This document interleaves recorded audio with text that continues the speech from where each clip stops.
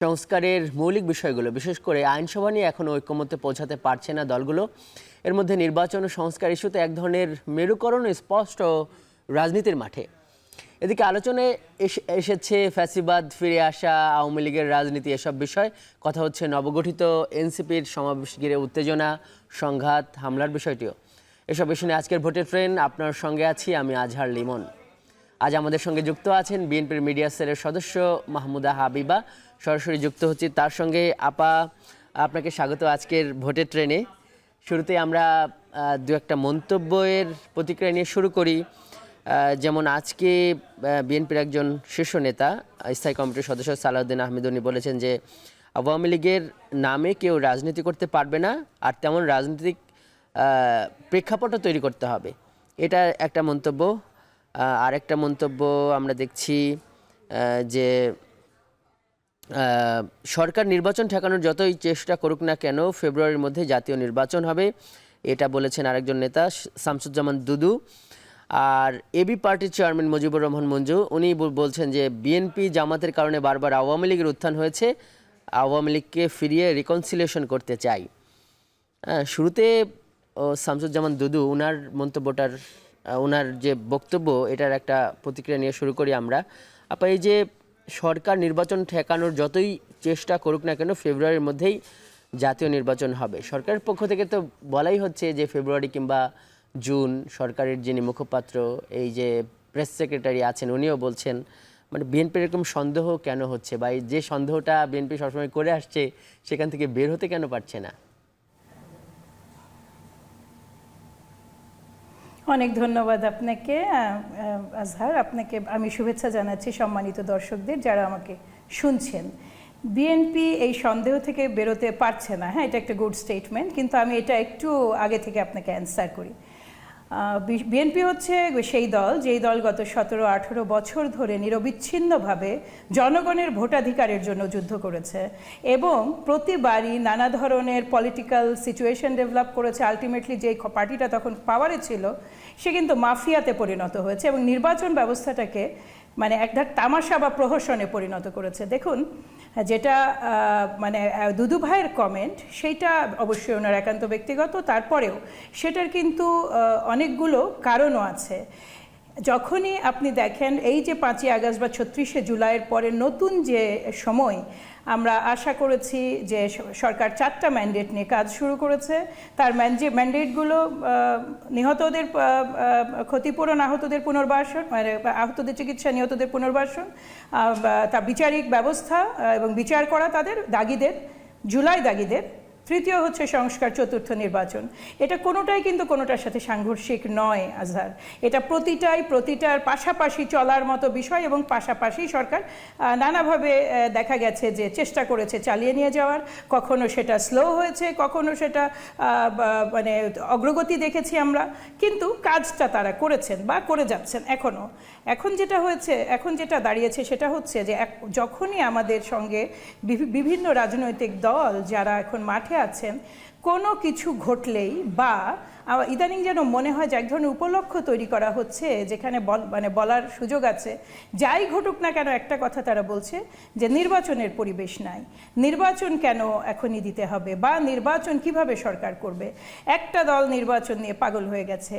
এমনভাবে কথাগুলো বলা হয় আজহার, যেন মনে হয় যে নির্বাচনটা চাওয়াটা বিএনপির অপরাধ। বিএনপি কিন্তু সংস্কার প্রসেসে প্রথম থেকে সরকারের সাথে আছে। এই সরকার কিন্তু মানে এক আওয়ামী লীগ ছাড়া বাকি সমস্ত জুলাই অভ্যুত্থানের স্টেক হোল্ডারদের সরকার, বিএনপি তার সর্বশক্তি দিয়ে। আপা, এখানে আমি আপনাকে একটু প্রশ্ন করি আপা। সেটা হলো যে এই গণঅভ্যুত্থান পরবর্তী সময়ে এই জুলাইয়ের যারা আহত বা শহীদ যারা আছে, কিংবা এই যে বিএনপির অনেক নেতাকর্মী তো সেখানে শহীদ এবং আহত সেটা আছে, সামগ্রিকভাবে যদি অন্য দলগুলোর কথাও যে ধরি যে না, কিছু প্রয়োজনীয় সংস্কার হোক, এরপরে নির্বাচনটা হবে, এই দাবিটা তো আমার কাছে মনে হয় যে বিএনপিও বিভিন্ন সময় বলেছে। মানে এটা কি অমূলক? না, কিন্তু সংস্কার প্রসেসে তো আমরা আছি। এখানে প্রয়োজনীয় সংস্কার বলতে আসলে আজহার আপনি কি বুঝেন এটা তো ইম্পর্টেন্ট। প্রয়োজনীয় সংস্কারটা আসলে কি, আপনি কোন পয়েন্ট, আপনার what is your defining point? এই প্রয়োজনীয় সংস্কার, অল্প সংস্কার, বেশি সংস্কার, আপনি আসলে ঠিক কিভাবে এই প্যারামিটারটা বুঝাচ্ছেন আমাকে সংস্কারের? এই আমি যদি আপনাকে বলি যে বিএনপি কিন্তু সেই দল যে সরকার পতন হয়নি, বিগত সরকার, এই মাফিয়া ফ্যাসিস্ট সরকার পতনের সম্ভাবনাও যখন ছিল না, 2016 সালে প্রথম আমরা ভিশন 2030 দিয়েছি এবং তখন থেকে কিন্তু সংস্কার প্রস্তাবনা বিএনপির দেওয়া শুরু হয়েছে। পরবর্তীতে 2023-এ এসে আমরা বাংলাদেশ জাতীয়তাবাদী দল এবং তার সাথে যে যুগপৎ আন্দোলনরত দলগুলো, তারা সবাই মিলে আমরা 31 দফা দিয়েছি সংস্কারের। সংস্কার শব্দটা যখন আসেইনি, আজ অভ্যুত্থানের কোনো সম্ভাবনাও যখন ছিল না, তখন থেকে সংস্কার নিয়ে কিন্তু বিএনপি কাজ করছে। কারণ বাংলাদেশের রাষ্ট্র কাঠামো আসলেই এতটাই ভঙ্গুর হয়ে গেছিল যে ওই পরিস্থিতিতে 5ই আগস্ট কিংবা 36শে জুলাইয়ের পরই বা 2 মাসের মধ্যে যদি কোনো নির্বাচন কন্ডাক্ট করা হতো তাহলে সেটা হতো একটা অন্যায়, কারণ সিস্টেমটাই ছিল নষ্ট। কারণ বিএনপিও কিন্তু প্রথম থেকে একটা কথা আজহার মনে রাখবেন, একদম খুব পরিষ্কারভাবে বলে এসেছে, জনপ্রশাসন, বিচার ব্যবস্থা, পুলিশ প্রশাসন এবং নির্বাচন কমিশন, এই 4টাকে মোটামুটিভাবে সংস্কার না করে নির্বাচন করা যাবে না। আজকে আপনি আমাকে 1 বছর বা 12 মাস পরে বসে যদি বলেন যে কিছু সংস্কার না করে তো নির্বাচন হবে না, 1 বছর তাহলে কি করলো বর্তমানে এই অন্তর্বর্তীকালীন সরকার? এই প্রশ্নটা তো আমি রাখতেই পারি আপনার কাছে। যদি একেবারে দফা ধরে আসি তাহলে আহতদের চিকিৎসা এবং নিহতদের পুনর্বাসনে তো এই সরকার মিজারেবলি ফেল করেছে। বিচারিক ব্যবস্থা যেটা, সেটা কিন্তু একটা মাত্র ট্রাইব্যুনালের আন্ডারে খুব ধীর গতিতে চলছে। বিচারিক ব্যবস্থাটা নিয়ে অনেক বেশি কমেন্ট এই জন্য করতে চাই না যে তাড়াহুড়ার বিচারে নানা ধরনের ব্যত্যয় ঘটার সম্ভাবনা থাকে, কাজেই তারা যে গতিতে এগোচ্ছেন সেইটাকে আসলে একেবারে অমূলকও বলার সুযোগ নাই। কিন্তু সেই ক্ষেত্রে এখানে ট্রাইব্যুনালের সংখ্যা বাড়ানো হলো না কেন? 2000-এর বেশি মানুষ মানবাধিকার লঙ্ঘন করে যেইভাবে এদেশে হত্যাযজ্ঞ চালানো হয়েছে, তাদের 2000 লোক কিংবা এবং তাদের সাথে সংশ্লিষ্ট যে অন্যান্য সরকারের অংশগুলো যাদের নাম আসেনি কিন্তু যারা এটাতে সংশ্লিষ্ট ছিল, তাদের বিচারকে আপনি আজহার মনে করেন যে ওই একটা মাত্র মানে ট্রাইব্যুনাল করতে পারে? ট্রাইব্যুনাল, আন্তর্জাতিক অপরাধ ট্রাইব্যুনাল 2 এর মধ্যে কার্যক্রম শুরু করেছে, যেটি এখন দেখা যাচ্ছে ওরা ওদের প্রথম সেশনগুলো করছে। আবার ধরেন আলাদা বিচার বিভাগীয় যে সচিবালয়, সেইটা স্থাপনের কথা হচ্ছে। আপনার কাছ থেকে আরও আমরা অনেক প্রশ্ন করব, বিশেষ করে ধরেন যে এই নির্বাচনের আগে যে আইনসভার যে একটা সংস্কার, আইনসভার যে একটা নতুন ফরম্যাট, নির্বাচন পদ্ধতি, এগুলো নিয়ে তো রাজনীতির মাঠেও আলোচনা হচ্ছে, সেগুলো নিয়ে আপনার কথা শুনবো। আপনি আমাদের সঙ্গেই থাকুন। দর্শক এই মুহূর্তে যাচ্ছে একটি বিরতিতে, সঙ্গেই থাকুন।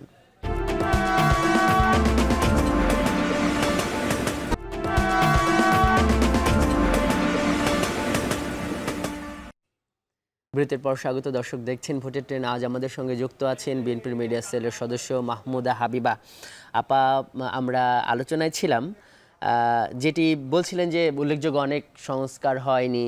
আপনি প্রশাসনের সংস্কারের কথা বললেন, বিচার বিভাগের সংস্কারের কথা বললেন, কিন্তু এই নির্বাচন মানে এই যে একটা আইনসভার একটা বড় সংস্কার চাইছে দলগুলো, এবং যেটি অবশ্যই বলতে হবে যে 31 দফার মধ্যে কিন্তু দ্বিকক্ষ আইনসভা বিএনপি চেয়েছে, মানে ওই 31 দফার মধ্যেও আছে। সেই জায়গায় আবার নির্বাচন পদ্ধতি নিয়ে বিএনপি মানে একমত হতে পারছে না। মানে এইটা কি মানে বিএনপি দ্বিকক্ষ চাইছে কিন্তু আবার বিএনপি একমত হচ্ছে না, এই বিষয়টা কেমন? আচ্ছা, না এই পয়েন্টটা কিন্তু সঠিক নয়। আমি একটু ক্ল্যারিফাই করি। এটা তথ্যগত কোনো একটা গ্যাপ আছে এখানে। প্রথমত আপনি বললেন যে আমি বলছি সংস্কার হয় না, আমি একবারও বলিনি কথাটা। সংস্কার কাজ চলছে, বিচারিক কার্যক্রমের গতি ধীর, আমি সেটা বলেছি। এবং আমাদের যে বিচারিক ব্যবস্থার সংস্কার সেটা কিন্তু যথেষ্ট পরিমাণে হয়েছে। এর বাইরে আপনি যদি নির্বাচন কমিশন দেখেন, সেখানেও একটা আমূল সংস্কার এসেছে, এবং এতদিন পরে কিন্তু মামলাগুলো কিছু কিছু দৃশ্যমান হচ্ছে। আপনি যেটা বলছেন যে আমরা দ্বিমত করছি, কোথায়? দ্বিকক্ষ বিশিষ্ট পার্লামেন্ট নিয়ে তো কোনো দ্বিমত নাই, এটা নিয়ে তো কোনো কথাই নাই। দ্বিকক্ষ বিশিষ্ট পার্লামেন্ট তো বিএনপিরই প্রস্তাব। এখন তাহলে দ্বিমতের পয়েন্টটা কোথায়? নির্বাচনী ব্যবস্থা নিয়ে যে দ্বিমত নিয়ে এখন মাঠে কথা হচ্ছে, সেটা হচ্ছে পিআর ব্যবস্থা।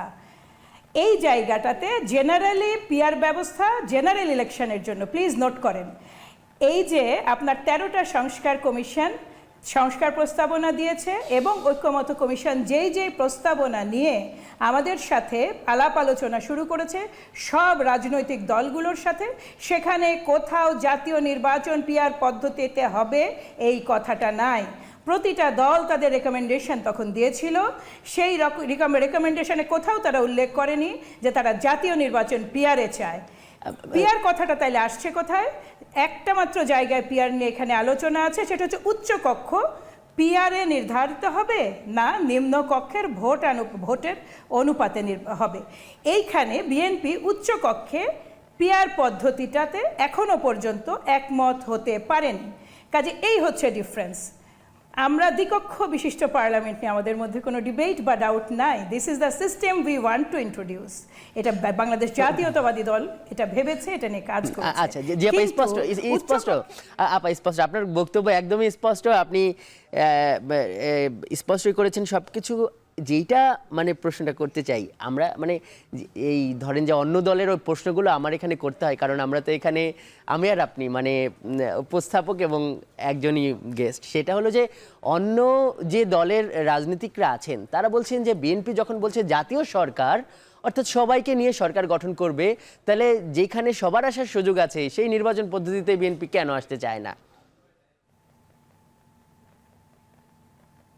না না, প্রথমত আপনি আবারও বলেন, আপনি ক্লাস 10-এর পড়া পড়িয়েছেন ছেলেমেয়েদের, আপনি কি কোশ্চেন করবেন ক্লাস 12 থেকে? ওটা সম্ভব? আপনার টোটাল সংস্কার প্রস্তাবনা, জুলাই সনদ যেটা নিয়ে কাজ চলছে, আজকে 4টা মাস ধরে যে রাজনৈতিক দলগুলো বসেছে তারা মত বিনিময় করেছে জাতীয় নির্বাচন পিআরে হবে, এই কথাটাই তো ভাই ওখানে নাই। এখন দেখেন পিআর নিয়ে যারা কথা বলছেন এটা তাদের রাজনৈতিক দাবি হতে পারে, তো এটা তাদের রাজনৈতিক দাবি হতে পারে। তারা ভিন্ন ভিন্ন রাজনৈতিক দল, তারা ডেফিনেটলি পিআর নিয়ে কাজ করবেন, তারা দাবি তুলবেন, সাধারণ জনসাধারণকে অ্যাওয়ার করবেন, এবং সাধারণ নির্বাচনে তারা যদি জনসাধারণের মতামতকে তাদের পক্ষে আনতে পারেন তারা ভোট পাবেন। এই জায়গাটায় পিআর পূর্ব শর্ত কেন হবে এইটা তো সুযোগ নাই, কারণ এই সরকারের সাথে তারা প্রস্তাবনা তো পেশ করেছেন।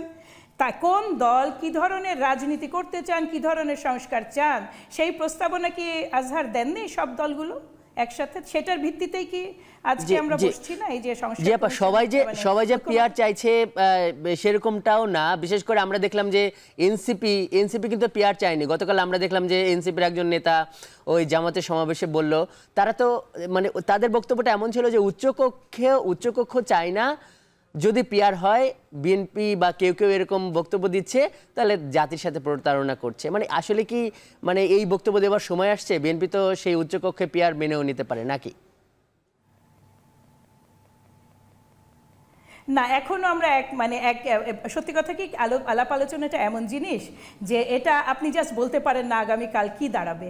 বিএনপি তার সর্বোচ্চ চেষ্টা করেছে বা করে যাচ্ছে। আজহার, আপনাকে যদি আমি বলি, আপনি দেখুন একটা সংস্কার নিয়ে কথা বলি, সেটা হচ্ছে সরকারের মেয়াদ 10 বছর, যেটা বা 2 পর হলে 2 মেয়াদ, পূর্ণ মেয়াদ হলে 2 মেয়াদ, টোটাল কথায় 10 বছর। এখন আপনি যদি রাজনৈতিক সম্ভাবনার প্রশ্নে আসেন, বাংলাদেশ জাতীয়তাবাদী দলের ভারপ্রাপ্ত চেয়ারম্যান জনাব তারেক রহমানের যতখানি সম্ভাবনা আছে একাধিকবারে মানে প্রধানমন্ত্রী হওয়ার, এটা কিন্তু এই মুহূর্তের বাস্তবতায় এককভাবে আর কোনো দলের প্রধান বা কারো নাই। এই যা বাস্তবতায় জনাব তারেক রহমান কিংবা তার দল বাংলাদেশ জাতীয়তাবাদী দল যখন এই সম্ভাবনাটাকে স্যাক্রিফাইস করে, এটাকে ছোট স্যাক্রিফাইস ভাবার কারণ নাই, কিন্তু এটা অনেক বড় স্যাক্রিফাইস। আমরা কি চেয়েছি? আমরা চাচ্ছি বাংলাদেশ জাতীয়তাবাদী দল সর্বতোভাবে চাইছে ঐক্যটা টিকে থাকুক, সব দলগুলো সহনশীল পর্যায়ে আসুক, এবং তারা এই একমত হয়ে মোটামুটিভাবে আমরা একটা গণতন্ত্রের পথে আমাদের উত্তরণ হোক। নির্বাচন ব্যবস্থা ছাড়া আসলে আর কোন রাস্তা আছে যেটা দিয়ে আপনি গণতান্ত্রিক ব্যবস্থার উত্তরণ ঘটবে আসলে, বলুন তো? এই যে 5ই আগস্ট বা 36শে জুলাই থেকে আজকে পর্যন্ত যাই ঘটে যাচ্ছে, এটা যে আপনি রেটিফাই করবেন বা এটা যে সংবিধান সম্মত করবেন বা বাংলাদেশের আইনে এইটা যে বৈধ কার্যক্রম, সেই ইয়েটা আপনি কোথা থেকে পাবেন? সেই ম্যান্ডেটটা সেটাও তো আপনাকে সংসদই দেবে। নির্বাচনকে তো আসলে প্রতিটা দলকে নির্বাচনকে ওয়েলকাম করতে হবে। অন্তর্বর্তীকালীন সরকার তার সর্বোচ্চ চেষ্টা করছেন, কিন্তু অন্তর্বর্তীকালীন সরকারের কিন্তু ক্যাপাসিটি লিমিটেড, অন্তর্বর্তী সরকারের কিন্তু সক্ষমতাও লিমিটেড। কারণটা কি? অন্তর্বর্তীকালীন সরকার হচ্ছে স্রেফ একটা টপ লেয়ার, তার পেছনে তাকে ব্যাক দেওয়ার জন্য কোনো নিজস্ব রাজনৈতিক দল নাই, টপ টু বটম। কিন্তু তাদের কোনো এটা স্পষ্ট, কিন্তু মানে ধরেন যে ঐক্যমত্য যে কমিশন আছে কিংবা ঐক্যমত্য কমিশনের কথা যদি ধরি, এই যে তারা বলছে যে যেমন তাদের 15 তারিখে হবে তাদের হলো জুলাই চার্টার বা জুলাই সনদ ঘোষণার একটা টার্গেট ছিল, এবং তারা কিন্তু ওই ঐকমত্য কমিশনগুলোর যে বৈঠক সেখানে তো সব দলই অংশ নিচ্ছে, বিএনপি খুব সক্রিয়ভাবেই অংশ নিচ্ছে বড় দল হিসাবে, কিন্তু ঐকমত্য কমিশন থেকে আসছে যে দলগুলো একমত না হবার কারণে এই জিনিসটা পিছিয়ে যাচ্ছে। আপনার কাছে যে প্রশ্নটা রেখে বিরতিতে যেতে চাই সেটা হলো যে ধরেন আপনি বললেন যে 10 বছর মেয়াদ বিএনপির, মানে বিএনপি শুরুতে কিন্তু এটা একমত ছিল না, পরে আবার একমত হলো, মানে এই যে সব জায়গায় একটু লেট মানে একটু দেরি করে ফেলছে কি বিএনপি? এই উত্তর আপনার কাছ থেকে নেব আপা, সঙ্গেই থাকুন। দর্শক ভোটে ট্রেন যাচ্ছে আরেকটি বিরতিতে।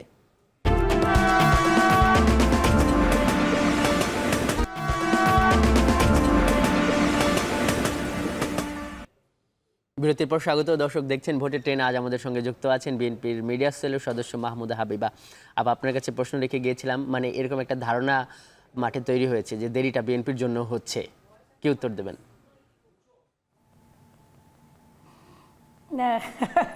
না, আসলে উত্তর তো দিতেই হবে। সেটা হলো যে বিএনপি তো একটা দল ভাই, এবং এক দুইজনের দল না, এটা একটা বৃহৎ দল। এখানে সিদ্ধান্ত গ্রহণের জন্য আমাদের নির্দিষ্ট ফোরাম আছে। আমরা যখন আমাদের মানে সংস্কার প্রস্তাবনাগুলো আমাদের কাছে পাঠানো হয় তখন কিন্তু আমরা সেগুলো সবগুলোর অ্যান্সার দিয়েছিলাম। সব ডিফারেন্ট ফোরাম যেখানে যেখানে প্রযোজ্য, যেই ফোরাম রেলেভেন্ট তারাই কাজ করেছেন।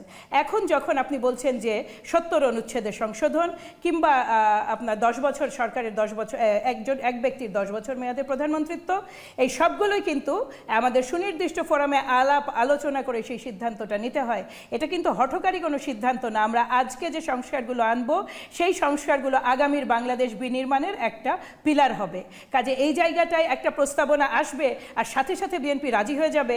এই প্রসঙ্গে একটা চমৎকার কথা বলেছেন আমাদের স্থায়ী কমিটির সদস্য সালাউদ্দিন আহমেদ। তিনি বলেছেন, মানে হাসতে হাসতেই বোধ হয় আপনাদের মানে সাংবাদিকদের প্রশ্নের উত্তর দিয়েছিলেন যে মানে সব কথাতেই যদি একমত হয়ে যাবো তাহলে তো আর আলাপ আলোচনার আপনারা বলতেন আমরা ম্যান্ডেট দিয়ে দিতাম, মানে এটা না।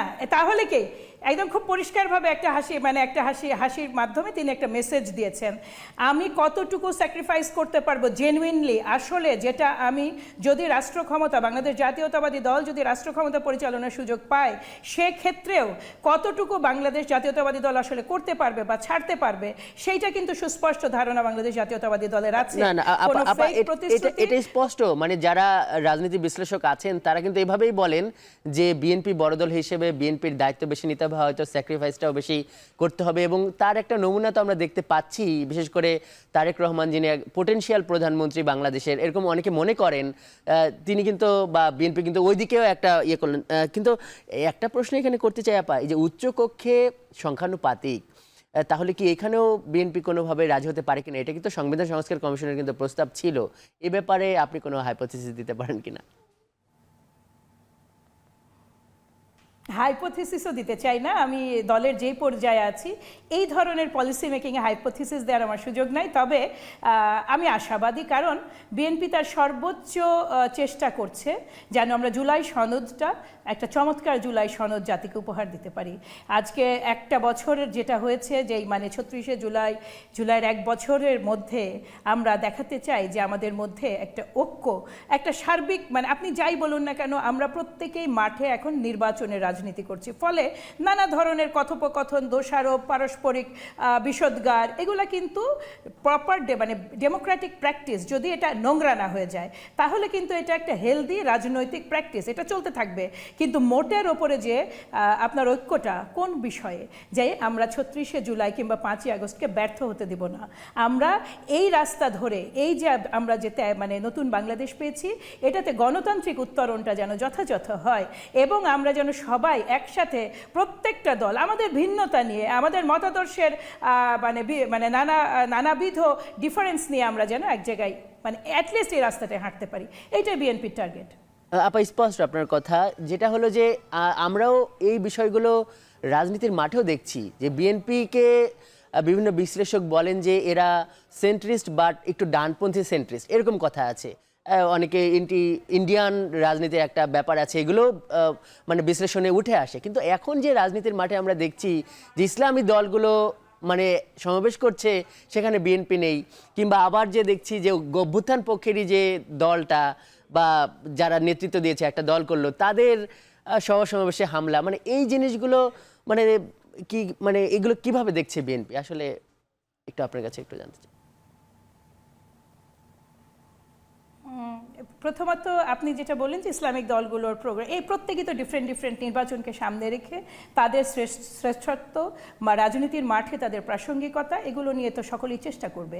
আর রাজনৈতিক যে আপনি প্রোগ্রামের কথা বললেন, আমরা সর্বশেষ যে প্রোগ্রাম হলো সেখানে বিএনপি দাওয়াতি পায়নি, কাজে যাওয়ার কোনো প্রশ্ন ওঠে না। ভিন্ন রাজনৈতিক দল, ভিন্ন বাস্তবতা, তাদের এটা স্বাধীনতা আছে তারা কাকে ডাকবেন কাকে মানে ডাকবেন তারা না। অবশ্য মিডিয়াতে বলছে যে বিএনপিকে দাওয়াত দেওয়া হয়েছিল সমাবেশ, এটা ওনাদের ব্যাপার। আমি এটা সালাউদ্দিন আহমেদ স্পষ্ট করেছেন যে আপনি বোধহয় গতকালকে জানেন, যেহেতু দাওয়াতটা ওই লেভেলেই করা হয়, আমরা তো নিশ্চয়ই সাধারণ কর্মী তাদের অনুষ্ঠানে অংশ নেবেন সেই লেভেলে দাওয়াত করি না, তাই না? দাওয়াতটা তো করা হয় যে নেতৃস্থানীয় কেউ যাবেন, দলের একেবারে টপ লেভেলের। কাজে সেইখান থেকে যেহেতু আমি শুনেছি, আমি জানি, আমি আমার জানাটা বলছি। এটা এমন কখনো হয়নি যে বিএনপি কোনো প্রোগ্রাম রিফিউজ করেছে, একটা ছাড়া, সেটা হচ্ছে একটা নারীদের বিরুদ্ধে তারা এদের একটা সমাবেশ ছিল। বিএনপি যেহেতু সেখানে অনেকগুলো বিষয় একমত নয়, কাজে সেখানে বিএনপি উপস্থিত থাকেনি। আর আরেকটা বিষয় আপনি যেটা বলছেন, আরেকটা পার্ট কি ছিল আপনার প্রশ্নের?